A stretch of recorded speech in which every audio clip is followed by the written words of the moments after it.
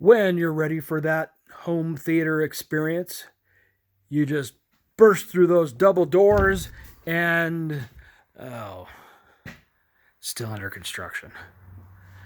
All right. So today we're going to talk about how to build your own home theater system. So fortunately for me, I have this room. I would say it's about a good 20 by 25.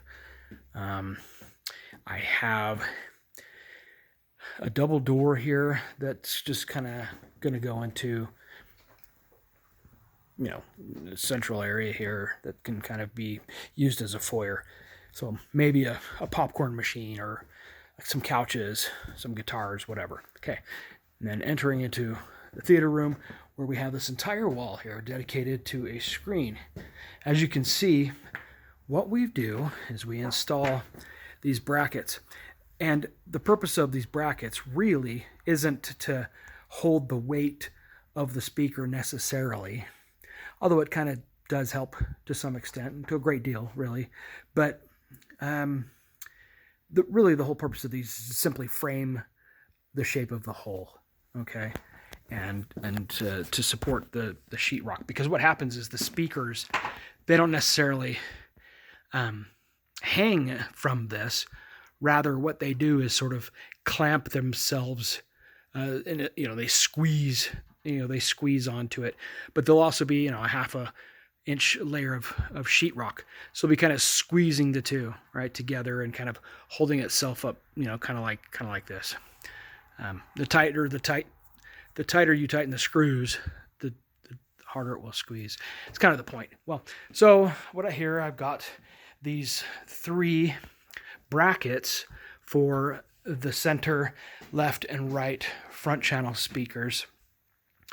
And these are going to be hidden behind the movie screen. So I've got an audio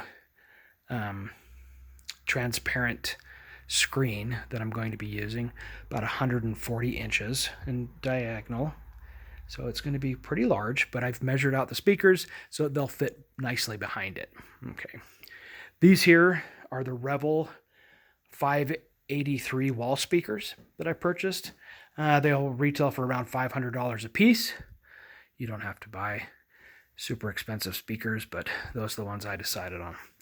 All right, now here's the interesting thing. Because of the shape of my room, I've got a double door coming in here, which, would have provided no problems on this wall. But on this wall, you see I have a big opening that's going to go into what will soon be a bar area. So yes, it's true. I'm essentially building a giant man cave in my basement. But okay, sorry, I'm making you dizzy. All right, so because I have this big wide opening, there's no place to mount a wall speaker, right?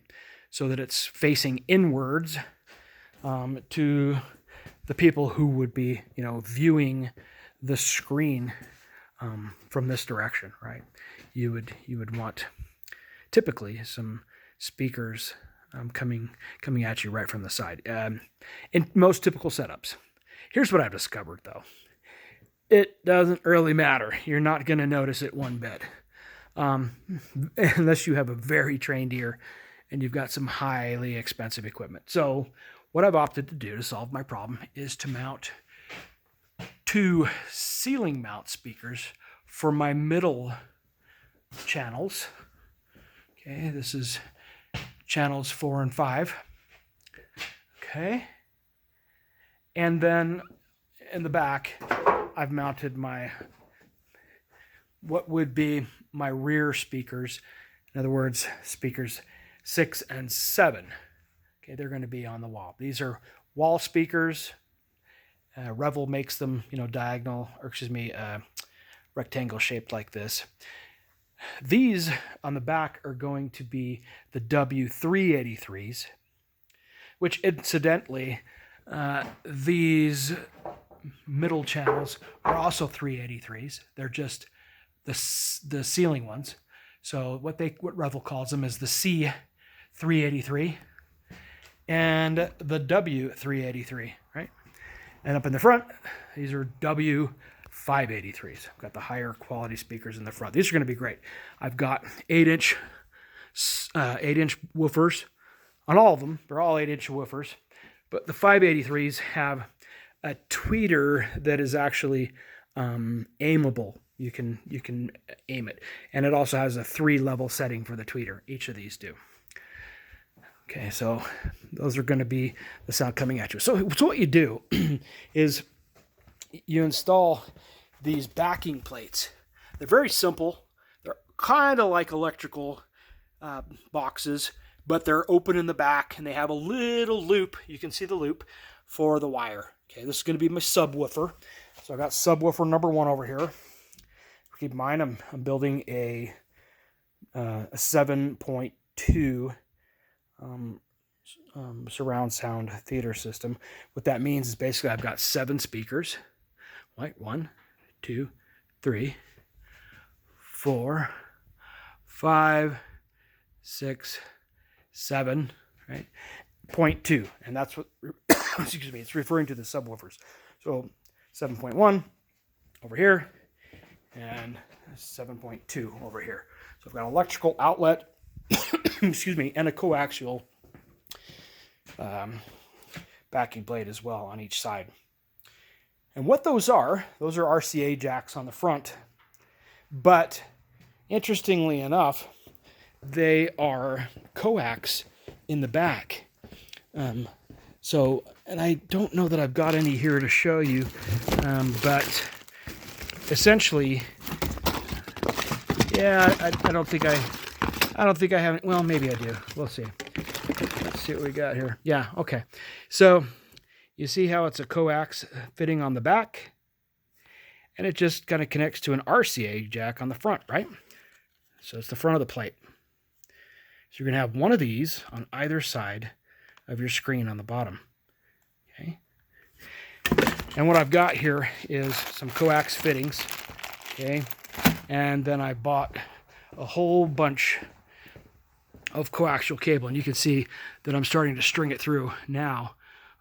But it comes down here through a backing plate. This is where I'm going to have the main unit, sort of in the back corner of the theater, right? So right here's the theater screen. The back corner here is where my main theater system's going to be. So I've got the main wires coming in here. So that's where my coax needs to come from for cable TV. Also, this is where my Cat 6 cable is going to come into for internet. Okay, and this is also where my 2 coaxial cables are going to go for each of my subwoofer speakers. Okay, so I'm going to continue to run the cables, up through the wall, on the way to each subwoofer. That's my next step. Okay, once that's done, it's just simply a matter of running speaker cable. These are low voltage speakers, so all I need is a speaker cable. And I bought some really good quality 16 gauge speaker wire for each of the speakers. So all 7 of those I've got to run through the rafters, also back over to here. Okay, so that's all the audio. That's it. It's that simple. Okay, now for the video, okay, I've got my electrical outlet here for the projector, which is going to be in the back of the room. Okay. And I also have a backing plate that I will use to run really a Smurf tube. And that Smurf tube is a 1.5 inch in diameter tubing that I actually purchased from Home Depot, and it's not here yet. But when it gets here, I will, run it through the wall along here, and back down to a different backing plate. I'm going to have to install a second backing plate to accommodate some of these wires. But the point of that Smurf tube is so that I can run an HDMI cable. And they're pretty expensive cables, and they're fairly delicate from what I found. So I can run an HDMI cable up through the Smurf tubing to the projector. If anything ever happens to the wire, I can pull it out and restring it through because of the Smurf tubing. That's the whole point of that. It's just to provide a way for me to be able to replace the cable. Maybe it's gone bad. I don't know. Maybe one day HDMI cable will be obsolete, and we'll want to run fiber optics. I don't know, something else. But that's it. That's the whole trick. And then, of course, at the end, when you got it all hooked up, and obviously sheetrock and carpet and everything's super comfy in here, and we're watching a movie. Yeah, the screen will be hung over these speaker units. I'm getting a 140-inch fixed screen, so it'll just be in place. They have all kinds of options. You can do retractable ones, but I really opted for a fixed screen. 100% dedicated theater room. Kids can play video games, whatever. Anyway, that's it. I hope this video was helpful, and I hope that those of you trying to build a home theater are taking these things into consideration. That's about all I can think of. Thanks for following, and do me a favor and smash that like button and subscribe to my channel. There'll be more of these instructional videos to come. And all right, peace. I'm out. I partied with Mike. Bye.